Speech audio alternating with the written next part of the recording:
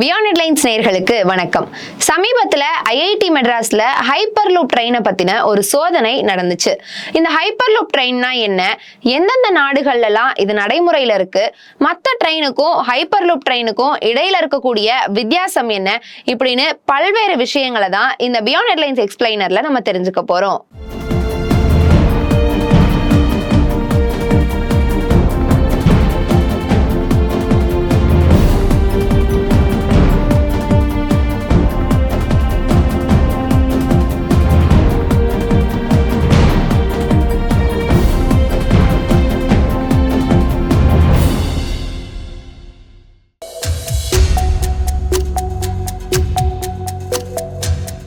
Hyper loop அப்படிங்கிறது பயணிகளையும் சரக்குகளையும் கொண்டு செல்லக்கூடிய வெற்றிடமான குழாய்க்குள்ள காந்த அலைகள் மூலமா செலுத்தப்படக்கூடிய ஒரு உயர்வேக போக்குவரத்து முறையை தான் ஹைப்பர் லூப்னு சொல்றோம். ஹைப்பர் லூப் மணிக்கு 1000 கிலோமீட்டர் வேகத்துல பயணிக்கும். காற்று எதிர்ப்பு மற்றும் உராய்வை நீக்குவது மூலமா இது செயல்படுறதா சொல்றாங்க.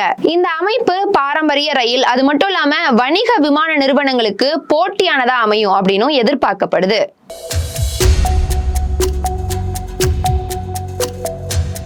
இதுவரைக்கும் முழுமையா செயல்படக்கூடிய ஹைப்பர் லூப் எந்த நாடுகள்லயும் வணிக ரீதியா இயக்கப்படல. ஏன்னா ஹைப்பர் லூப் அப்படிங்கிறது ஒரு புதிய தொழில்நுட்பம். அதனால இப்ப வரைக்குமே பல நாடுகள்லயும் இது ஆராய்ச்சி சோதனைகள்ல மட்டுமே இருந்துட்டு வருது. அமெரிக்கா சோதனை பயணங்களை நடத்தியிருக்காங்க. ஆனா வணிக ரீதியான பயணம் அப்படிங்கிறது இன்னுமே தொடங்கப்படல. சீனா மற்றும் ஐரோப்பா நாடுகள்லயும் இந்த சோதனை நடந்துகிட்டு இருக்கு. இப்போ சமீபத்துல இந்தியாவிலையும் ஹைப்பர் லூப் சம்பந்தமான சோதனைகள் தொடங்கி இருக்கு.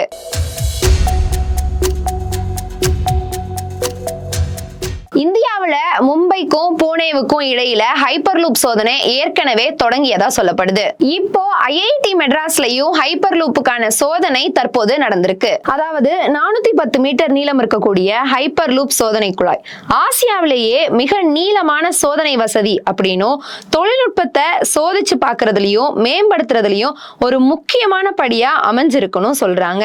இந்த ஆராய்ச்சி சோதனையில ஐஐடி மெட்ராஸை சார்ந்த இளம் மாணவர்கள் தான் ஈடுபட்டிருக்காங்க அப்படிங்கிறது குறிப்பிடத்தக்க விஷயமா பார்க்கப்படுது.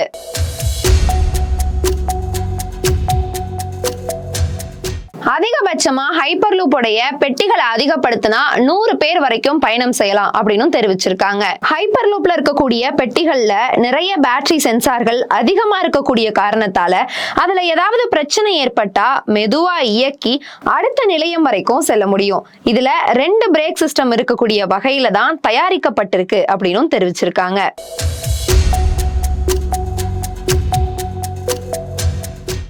ஐஐடி மெட்ராஸ் உடைய ஆராய்ச்சி குழு சொன்னதுபடி இந்த ஹைப்பர் லூப் ட்ரெயின் மூலமா சென்னைக்கும் பெங்களூருக்கும் இடையிலான பயணம் அப்படிங்கிறது ஒரு புரட்சியை ஏற்படுத்தும் அப்படின்னு சொல்லியிருக்காங்க.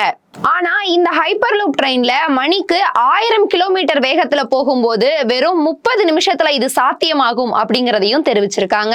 ஆனா இந்த ஹைப்பர் லூப் ட்ரெயினுக்கான ஆராய்ச்சி இப்போதான் நடந்துகிட்டு இருக்க காலகட்டத்துல இது நடைமுறைக்கு வர்றதுக்கு இன்னும் பல ஆண்டுகள் எடுக்கலாம் அப்படிங்கறதையும் அந்த ஆராய்ச்சி குழு சொல்லியிருக்காங்க.